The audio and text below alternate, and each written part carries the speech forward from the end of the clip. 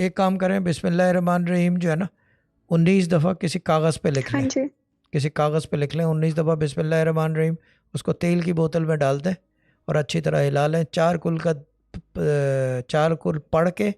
اس کے اوپر پھونک مار لیں کہ اللہ تعالیٰ اس میں شفا پیدا کرے،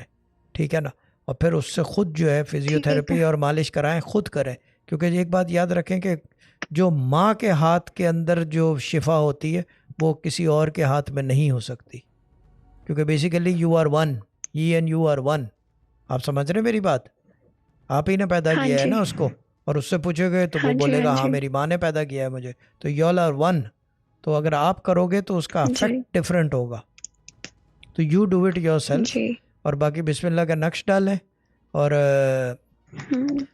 یہ آگے چل کے مجھے جہاں تک جھلک ہے ڈاکٹر نے بھی یہی کہا ہوگا he will be very much too normal, بات صحیح ہے یا غلط؟